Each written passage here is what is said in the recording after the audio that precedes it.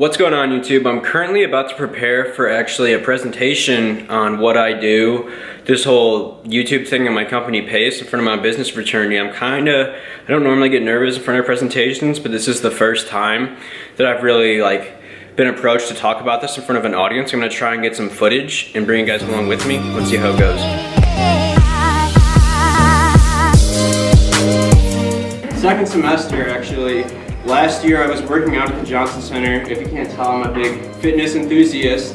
And I was like, I thought of my idea. Essentially, I wanted to build this online platform, and I incorporated a lot of that through this website builder weekly. So it started off like this, expand into apparel, things like that. So I started selling, I did this research with hats, and I wanted an item that wasn't too expensive for me to buy in on. It was only like $270 for 50 or so hats that I got from China. I've always been passionate about clothing and things like that. It's important whenever you make a business venture that you're passionate about it, because I don't know if any of you have heard of the book, The Subtle Art of Not Giving a F, but one thing that he mentions in there is, do you really want something, or do you want the idea of it? He mentions he wanted to be a rock star, but the more he started practicing guitar, things like that, he realized he was in love with the idea of being a rock star. He wasn't in love with the actual process. You have to love the process, so that's why you have to pick something you're passionate about. That's why Pace was the perfect fit for me. I've been talking about a lot of different things for a while. I know I used up my time. This is a question slide if anyone has any further questions, or if I didn't elaborate on something enough. Yeah. On your personal training, you're gonna make it now just so. Yeah, that's gonna be something I'll do on the side, but it's 6 months from now it's gonna be done pretty much. I can't have so many clients. It's exhausting, and I wanted to expand into clothing, and it's exhausting as well, but on a different spectrum. Just finding the right distributor, getting samples in, it's a long process. So what I'm doing is, in 6 months from now, once I have a more sustainable income with my internship for this summer and all the stuff I've been saving on the side, because I haven't spent a dime that I've made off of this so far. I'm putting all of that into a full-blown apparel launch. It's going to be, the goal is, it's going to sound silly, but in 5 years I want it to be as big as Lululemon. That's where it's going to be, and it's in a large rebranding process right now. I'm not satisfied with the current logo, for example. I just made that myself, messing around in Photoshop and Illustrator, and I don't know anything about logo design. I really want something abstract, so I've been talking to a lot of graphic designers, things like that. Just rebranding the image. I still post on the account, still keep it growing to build up that brand for the summer. But what I've been doing a lot lately is I wanted to start a social media marketing firm in 1 to 2 years. That was the goal, because it's something that I learned a lot about through this process. I'm very interested in marketing and advertising. But once I made that YouTube video and I started making traction, I get like 30 to 40 messages a day of people asking for me to help them grow.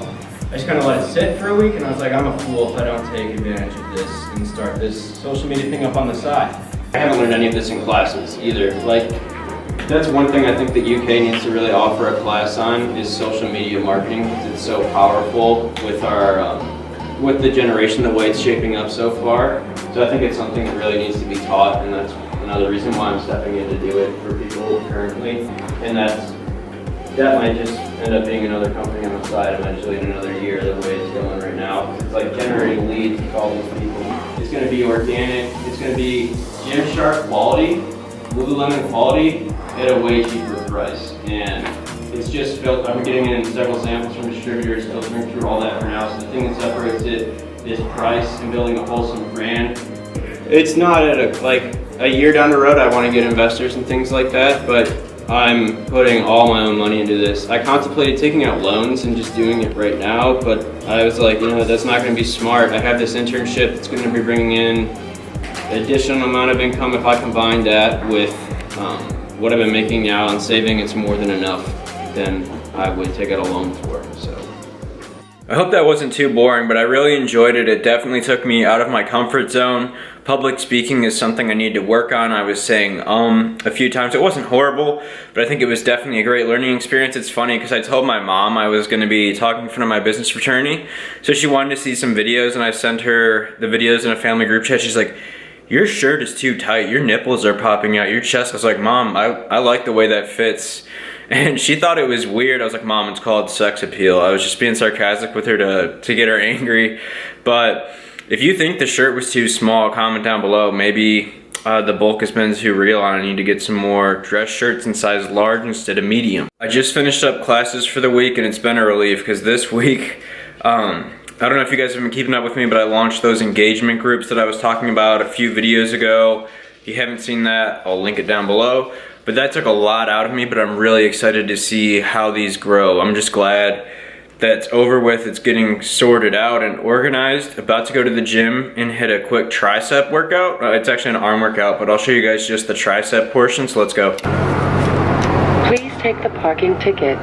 Starting off, I always like to get the elbow joints nice and warmed up with the pressing movement. Today it was the rope push downs, and I'm not placing a really strict emphasis on form here, just firing off 3 sets of 15 reps, getting the joints nice and loose, separating that at the bottom to get full extension. Moving in, the first mover was machine weighted dips. This is really awesome because I've never been to a gym that has one with plates before. One thing that's crucial is that you have the handles rotated inwards. I'm going to put that on the screen in a second. So with these machines, they have the option to flip outwards or inwards. You're going to want to do inwards because outwards places an emphasis on the chest. Moving into seated dumbbell French presses, these work the long head of the triceps, which are the biggest muscle in the entire arm actually. So great exercise for getting big arms. And I was only using 50 pounds here, taking it light, fully extending and focusing on range of motion.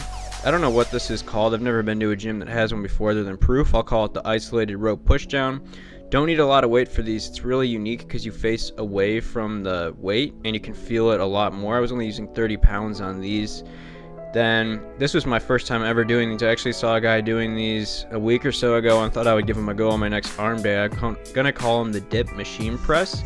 Essentially you just put on, I think I had like 100 pounds and I was just pressing it down on the, you normally use this to assist yourself on a pull-up, but that was it. Currently Saturday and it's really nice out, so we are gonna go to the Arboretum.